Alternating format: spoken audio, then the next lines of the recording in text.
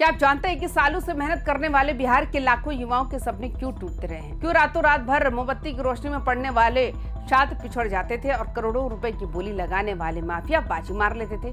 क्यों अब तक बिहार में पेपर लीक को एक मामूली सा अपराध माना जाता था? माफिया जेल जाते थे, 2 दिन में बेल मिलती थी और फिर से नए पेपर की बोली लगाने निकल पड़ते थे। लेकिन अब बहुत हो गया। बिहार की सरकार ने राष्ट्र के इतिहास का सबसे बड़ा और कड़ा फैसला ले लिया है। अब बिहार में पेपर लीक कोई साधारण जुर्म नहीं बल्कि माफियाओं का संगठित अपराध यानी ऑर्गेनाइज क्राइम माना जाएगा। यानी अब ना तो आसानी से जमानत मिलेगी और ना ही काली कमाई से खड़ी की गई हवेलियां सुरक्षित रहेंगी। सीधे बुलडोजर चलेगा और संपत्ति कुर्क होगी। नमस्कार, आप देख रहे हैं वाइबिन बिहार झारखंड में हूं आपके साथ मुदिता त्रिपाठी। आज इस खास शो में हम आपको बताएंगे इस नए कानून का हर वो प्रावधान जो परीक्षा माफियाओं का काल बनने वाला है। साथ ही जानेंगे पटना से लेकर कटिहार और बेगूसराय की सड़कों पर छात्रों का गुस्सा क्यों फूटा है। वीडियो को बिना स्किप किए पूरा देखिए जरूर, क्योंकि ये आपके हक और भविष्य की बात। एक तरफ जहां सरकार कानून सख्त करने का दावा कर रही है, वहीं दूसरी तरफ बिहार की सड़कों पर गुस्साए छात्रों का सब्र का बांध टूट चुका है।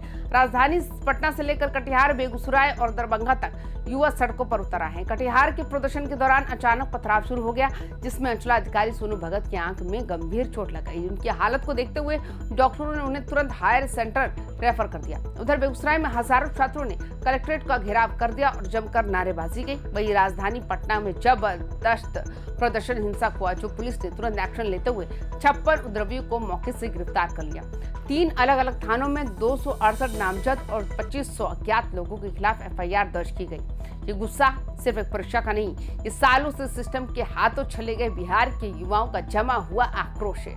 अब सवाल उठता है, आखिर सरकार को ये इतना सख्त कदम क्यों उठाना पड़ा? सच ये है कि पुराने कानून 20वीं सदी के थे और परीक्षा माफिया 21वीं सदी के हाईटेक तरीकों का इस्तेमाल कर रहे थे। अब कोई अकेला आदमी पेपर चोरी नहीं करता, ये पूरा सिंडिकेट बन चुका है। व्हाट्सएप ग्रुप बनाए जाते हैं, लीक हुए पेपरों की पीडीएफ चंद सेकंडों में राज्य के कोने से दूसरे कोने तक भेज दी जाती है। मल्टी लेवल नेटवर्क के जरिए करोड़ों रुपए का लेन देन होता है। पुराने कानूनों में कमियां थी, माफिया पकड़ा जाता था, 2-4 हफ्ते में बेल पर आकर बाहर आकर फिर से नया गैंग बना लेता। इसी लूपहोल को खत्म करने के लिए सरकार ने इसे साधारण कानून के दायरे से निकालकर संगठित अपराध की श्रेणी में डाल दिया। आइए अब आसान भाषा में समझते हैं कि इस नए कानून के लागू होने के बाद परीक्षा माफियाओं पर कौन से 3 सबसे बड़े कानूनी हथौड़े चलने वाले हैं। नोबेल यानी सीधा जेल। अब तक जो धाराएं लगती थी उनमें तुरंत जमानत मिल जाती थी, लेकिन संगठित अपराध की श्रेणी में आने के बाद आरोपी को आसानी से बेल नहीं मिलेगी। लंबी पूछताछ होगी, सालों तक जेल में सड़ना पड़ेगा। सबसे बड़ा प्रहार माफियाओं की जेब पर होगा। अगर कोई गिरोह बनाकर पेपर लीक में शामिल पाया जाता है तो उसकी अवैध रूप से कमाई गई पूरी संपत्ति, मकान, गाड़ियां, बैंक बैलेंस सब सरकार जब्त कर लेगी और कुर्की की कार्रवाई होगी। इस कानून के तहत सिर्फ पेपर लीक करने वाला ही नहीं बल्कि व्हाट्सएप ग्रुप में पेपर फॉरवर्ड करने वाला, सॉल्विंग गैंग भी चलाने वाला है और इसके पीछे पैसा लगाने वाले हर चेहरे को संगठित गिरोह का हिस्सा मानकर बराबर की सजा दी जाएगी।